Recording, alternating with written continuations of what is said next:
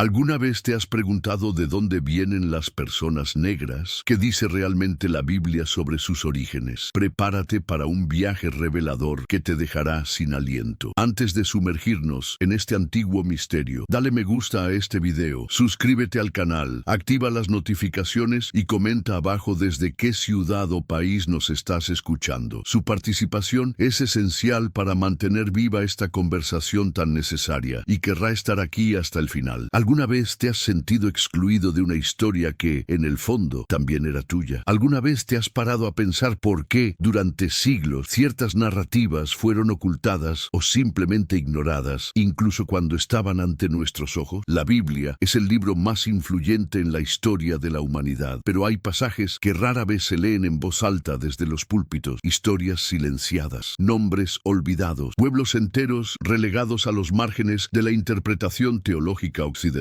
Y tal vez ningún grupo ha sido más afectado por este silencio que los negros. Hoy vamos a profundizar en un tema que desde hace tiempo preocupa a académicos, teólogos, antropólogos y especialmente a los cristianos negros de todo el mundo. Después de todo, ¿cuál es el verdadero origen de los negros según la Biblia? ¿Las Escrituras realmente hablan de esto? Y si así fuera, ¿por qué nunca se ha enseñado esto con claridad? ¿Por qué se han blanqueado ciertas figuras bíblicas de origen africano en pinturas, películas, escuelas e incluso iglesias? Este vídeo no es solo una investigación bíblica, es una reflexión profunda sobre la identidad, el propósito y el lugar que cada pueblo tiene en el plan divino. Confrontemos la forma en que se contó la historia, desafiando las versiones distorsionadas que asociaban a los negros con maldiciones, errores o inferioridad, y revelaremos verdades ocultas que pueden cambiar la forma en que te ves a ti mismo o a quienes te rodean. Prepárense para recorrer siglos de adoctrinamiento, tocar heridas abiertas y encontrar en medio de las páginas sagradas rastros de reyes, profetas y personas negras que fueron parte de la construcción misma de la fe que tantos profesan. Este no es un vídeo sobre venganza ni sobre ideología, se trata de restauración, sobre rescatar lo perdido. Y entiendan que en el plan de Dios, ningún color de piel fue ignorado, ninguna historia fue olvidada, ningún pueblo fue creado por casualidad. Ahora, si estás listo para este viaje revelador, te invito a quedarte hasta el final. Lo que vamos a descubrir juntos puede que sacuda tus certezas, pero también puede que fortalezca tu fe. Antes de continuar, si este mensaje te ha tocado el corazón de alguna manera, si crees que historias como esta necesitan ser contadas, suscríbete al canal ahora. Aquí hablamos de la fe en profundidad. Cuestiona, investiga, conmueve y lo más importante, da voz a historias que el mundo ha intentado silenciar. Activa la campanita para no perderte ningún contenido. Dale me gusta al video, comenta tu opinión sincera y compártelo con quien necesite escucharlo. Juntos, arrojemos luz sobre aquello que ha quedado en las sombras. Imagínese abrir la Biblia y ver en ella un reflejo más cercano de la realidad histórica. Imagínese descubrir que detrás de nombres familiares, Moisés, Salomón, la reina de Saba, los etíopes, había una presencia negra que durante mucho tiempo fue invisible. La pregunta es, ¿fue esto accidental o intencional? Antes de hablar del origen de los negros en la Biblia, es necesario poner sobre la mesa un punto fundamental. La Biblia no nació en Europa. Fue escrito principalmente en el Medio Oriente, una región donde se encuentran el norte de África y Asia, un territorio cálido y árido, donde la gente tenía tonos de piel oscuros, rasgos mixtos y una apariencia mucho más cercana a los etíopes, sudaneses y egipcios que a los suecos o ingleses. Jesús, los profetas, los reyes de Israel, los apóstoles, ninguno de ellos era blanco, pero a lo largo de los siglos esta imagen ha sido modificada. Las pinturas renacentistas y las producciones de Hollywood crearon una especie de cristianismo europeo, donde los personajes bíblicos fueron literalmente blanqueados. Jesús comenzó a ser retratado con ojos azules y piel clara, aunque históricamente esto es poco probable. Uno de los nombres mencionados con más frecuencia en las escrituras es Cus o Cush en la mayoría de las traducciones al inglés, que se refiere a una región ubicada en lo que ahora es Sudán y parte de Etiopía. Este pueblo es descendiente de Cus, hijo de Cam, nieto de Noé, según Génesis 10, 6, 7, y los hijos de Cam, Cus, Misraim, Fut y Canaán, Génesis 10, 6. Muchos eruditos antiguos asociaron el linaje de Cam con el continente africano. Se considera a Cus el antepasado de los negros negros, especialmente de los de la región del Nilo. Curiosamente, estas personas aparecen en diversas partes de la Biblia, casi siempre en posiciones de prominencia, fuerza o sabiduría. Por ejemplo, en Jeremías 13:23 encontramos una de las referencias más citadas y a menudo distorsionadas al color de la piel. ¿Puede el etíope cambiar su piel o el leopardo sus manchas? Jeremías 13:23. Este verso, a pesar de haber sido usado históricamente como justificación racista, no habla de una maldición o inferioridad, sino de una identidad innata, como si dijera, es imposible cambiar lo que es parte de quien eres. De hecho, Etiopía aparece destacada en la Biblia como una tierra de reyes, sabiduría y riquezas. ¿Recuerdas a la famosa reina de Saba que visitó al rey Salomón y le llevó oro, especias y preguntas desafiantes? Según las tradiciones etíopes y yemeníes, procedía de la región de Saba, una civilización negra del sur de Arabia o del norte de África, y muchos textos antiguos sugieren que de ella surgió un linaje real que perduró siglos en Etiopía. En el Nuevo Testamento hay otro episodio crucial y poco explorado, el bautismo del eunuco etíope en Hechos 8:26-39. Era un alto funcionario de la reina de Candace, nombre dinástico de las reinas de Etiopía, y mientras regresaba de Jerusalén, estaba leyendo al profeta Isaías cuando fue abordado por Felipe el evangelista, y descendieron ambos al agua, y Felipe lo bautizó, y cuando subieron del agua, el Espíritu del Señor arrebató a Felipe. Hechos 8:38-39. Este etíope fue el primer no judío en ser bautizado después de la resurrección de Cristo. Esto tiene un peso espiritual y simbólico gigantesco. El primer cristiano converso fuera del pueblo judío fue un africano negro. ¿Qué nos dice esto? Que los negros no solo estaban presentes en la narrativa bíblica, sino que ocupaban lugares claves en el plan de salvación desde los primeros momentos del cristianismo. Durante siglos, la interpretación bíblica estuvo monopolizada por las estructuras de poder europeas, especialmente después del ascenso del Imperio Romano, la Iglesia Católica medieval, y más tarde con la Reforma Protestante en los países del norte de Europa. Cuando la Biblia comenzó a ser traducida e interpretada por los europeos, gran parte de la identidad de los pueblos originarios fue adaptada o ignorada. No es solo un error, sino una elección histórica. Durante el período de la esclavitud, por ejemplo, hubo un interés directo en distorsionar pasajes que pudieran empoderar a los esclavizados. El mito de la maldición de Cam, una lectura distorsionada de la historia de Noé, fue utilizado como una supuesta justificación bíblica de la esclavitud negra. Pero basta con mirar honestamente las escrituras para darse cuenta. No hay ninguna maldición sobre Cus, ni inferioridad. Todo lo contrario. La Biblia retrata a los negros como sabios, nobles, poderosos y profundamente conectados con la historia de la fe. Uno de los momentos más simbólicos de la infancia de Jesús fue su huida a Egipto con José y María, Mateo 2:13-15. ¿Pero qué nos dice esto? Egipto en aquella época era un centro cultural y político del mundo africano. Estaba poblada mayoritariamente por personas negras y de piel oscura. Si la presencia de una familia judía allí estuviera fuera de lugar, llamaría la atención, pero el texto bíblico no menciona nada de eso. En otras palabras, la apariencia de Jesús y su familia no contrastaba con la del pueblo africano. Estaban entre los suyos, no estaban ocultos, estaban protegidos. Eso dice mucho. Durante siglos, la imagen blanca de Jesús, los ángeles y los profetas ha estado arraigada en las mentes de millones de personas, incluidos los cristianos negros de todo el mundo. Y eso dejó su huella. ¿Cuántos niños negros crecieron sin verse representados en la historia de la salvación? ¿Cuántos hombres y mujeres, incluso dentro de la fe, han asociado su color con el dolor, el pecado y la maldición por falta de enseñanza correcta? Este es uno de los mayores crímenes teológicos cometidos en la historia: negar a los negros el derecho a reconocerse en la Biblia. Pero esa verdad está empezando a emerger. Y cuanto más profundizamos en las Escrituras, más nos damos cuenta de que la Biblia nunca ocultó la presencia negra. Fueron los intérpretes, los filtros históricos, quienes intentaron hacer esto. Y ahora, la pregunta que todos quieren saber, al fin y al cabo, ¿de dónde vienen los negros según la Biblia? ¿Y por qué esto todavía causa tanto malestar en algunas iglesias? ¿Has oído hablar alguna vez de la maldición de Cao? Este es quizás uno de los pasajes pasajes más distorsionados y perversamente utilizados de toda la Biblia. Durante siglos, este pasaje se ha citado para justificar el racismo, la esclavitud y la marginación de pueblos enteros. Pero, ¿es esto realmente lo que dice el texto sagrado? El episodio tiene lugar en Génesis 9:20-27. Después del diluvio, Noé planta una viña, se emborracha y está desnudo dentro de su tienda. Su hijo Cam ve la desnudez de su padre y se lo dice a sus hermanos, Sem y Jafet. Luego cubren a Noé respetuosamente. Cuando Noé se despierta y descubre lo sucedido, no maldice a Cam, sino a su hijo Canaán. Maldito sea Canaán, siervo de siervos será para sus hermanos. Génesis 9:25. Observe el detalle. La maldición cae sobre Canaán, no sobre Cam. Aún así, a lo largo de los siglos, teólogos, colonizadores y dueños de esclavos manipularon el texto, diciendo que Cam estaba maldito y que era el antepasado de los africanos negros y que, por lo tanto, estaban destinados a la servidumbre. Esto es una distorsión, una mentira, una blasfemia teológica. Canaán es el antepasado de los cananeos, pueblo que habitó la tierra a la que más tarde entrarían los hebreos, descendientes de Sem, después del Éxodo. La maldición tiene un contexto geopolítico y espiritual, no racial. Nada, absolutamente nada. En el texto habla del color de la piel. La asociación entre Cam y África se hizo más tarde, basándose en genealogías como la de Génesis 10, que vincula a Cush, hijo de Cam, con Etiopía. Pero decir que el color negro es el resultado de una maldición es deshonesto y peligrosamente racista. El mismo apóstol Pablo dice en Gálatas 3:28, ya no hay judío ni griego, no hay esclavo ni libre, no hay varón ni mujer, porque todos vosotros sois uno en Cristo Jesús. El Evangelio no aprueba distinciones raciales, sociales o culturales que oprimen. De hecho, Cristo vino a derribar estas barreras. Por lo tanto, utilizar la Biblia para justificar el racismo es como utilizar fuego para apagar incendios. Otra distorsión histórica, asociar la piel oscura con el pecado. Durante la Edad Media y especialmente durante la colonización de África y América, los teólogos y sacerdotes europeos crearon interpretaciones peligrosas, diciendo que la oscuridad representaba la distancia de Dios y que los negros eran más propensos al pecado. Estas ideas no tienen respaldo bíblico, nacieron de intereses políticos y económicos. La verdad es que la Biblia valora a todas las personas, y si hay juicio, se basa en la fe, las acciones y el corazón, no en el color de la piel. Es simple, quien controla la narrativa, controla el poder. Durante siglos, las élites europeas utilizaron la religión como herramienta de dominación. Para justificar la esclavitud, era necesario crear una base teológica, y la maldición de Cam se convirtió en esa excusa conveniente. Pero la Biblia verdadera nunca dijo eso. Los profetas no dijeron eso. Jesús nunca dijo eso. Fue un silencio forzado, un borrado histórico, y ahora esas voces están empezando a resurgir. Además del eunuco etíope y la reina de Saba, hay otras figuras importantes vinculadas al continente africano. Simón de Cirene, quien ayudó a Jesús a llevar la cruz, era del norte de África. Lucas 23:26. Muchos eruditos creen que era negro. Los egipcios, el pueblo que acogió a Jesús cuando era bebé y donde vivió el patriarca José, eran personas de piel oscura. El antiguo Egipto no era árabe como el Egipto moderno. Moisés se casó con una mujer cusita, etíope, según Números 12:1. Miriam y Aarón, sus hermanos, criticaron el matrimonio, y el castigo de Dios fue claro. Miriam quedó leprosa, blanca como la nieve. Es como si el texto dijera, juzgaste el color de su piel, ahora verás lo que es estar visualmente separado. Este episodio es un mensaje poderoso. Dios no aprueba el prejuicio. Dios no tolera el racismo. Aquí es donde la pregunta se vuelve más profunda. Cuando los negros leen la Biblia, ¿qué ven? Durante siglos vio imágenes que no lo representaban. Ahora, al revisar las escrituras con nuevos ojos, muchas personas están redescubriendo su ascendencia espiritual. Se están dando cuenta de que la fe cristiana no nació en Europa. Reconocen que el color negro ha estado presente en el camino de la salvación desde el principio. Y finalmente están encontrando un lugar de dignidad en el cuerpo de Cristo. Este redescubrimiento no es una moda, es una reparación histórica, pero no todos aceptan esta verdad fácilmente. Desafortunadamente, muchas iglesias, incluidas las negras, todavía reproducen el imaginario europeo. Las imágenes son blancas, los libros son eurocéntricos, la teología es importada. Y cuando alguien se atreve a cuestionar, a buscar en las escrituras la identidad olvidada, se le llama hereje o activista político. Pero piensa conmigo, si la fe viene por el oír, ¿qué pasa cuando lo que oyes no te incluye? Esta es la realidad de muchos jóvenes cristianos negros. Tienen fe, pero no se ven reflejados en los mensajes. Se sienten parte de un cuerpo, pero invisibles. Y es por eso que este vídeo y esta conversación son tan urgentes. Estamos ante una oportunidad espiritual. Mirar la Biblia tal como es, una carta de amor escrita a todas las personas. Liberar la palabra de Dios de las ataduras del prejuicio. Contar la historia con justicia, porque al final lo que está en juego aquí no es solo una cuestión racial, sino espiritual. Negar la presencia negra en la Biblia es negar el poder universal de la salvación, es decir, que Jesús vino para algunos, no para todos. Y eso, hermanos míos, es herejía. Imagina crecer escuchando sobre Dios, sobre Jesús, sobre los grandes profetas, y en ningún momento darte cuenta que tú también eras parte de esa historia. ¿A cuántas generaciones de hombres y mujeres negros se les enseñó a creer en un Dios que se parecía más a los opresores que a los oprimidos? En esta sección explicaremos qué se eliminó y por qué. Durante la expansión colonial, la Biblia fue uno de los instrumentos más poderosos utilizados para la dominación. Pero no la Biblia en sí, sino la forma como fue interpretada y presentada. Los misioneros europeos enseñaron acerca de Cristo, pero ellos eligieron qué versículos leer, qué historias destacar, qué cifras mostrar. Jesús siempre blanco, los ángeles siempre son rubios, lo bueno siempre es claro, el mal siempre es oscuro. Este simbolismo se ha infiltrado en iglesias, escuelas, películas y mentes. Y con el tiempo, incluso los cristianos negros comenzaron a reproducir estas ideas sin darse cuenta. La fe ha sido colonizada y con ello se moldeó la identidad espiritual de millones de personas, haciéndoles creer que lo sagrado no se parecía a ellos. La opresión más cruel es aquella que enseña al oprimido a admirar al opresor. Paulo Freire. Ahora es el momento de girar la llave. África no fue solo un país receptor de la fe cristiana. Ella era una cuna, base.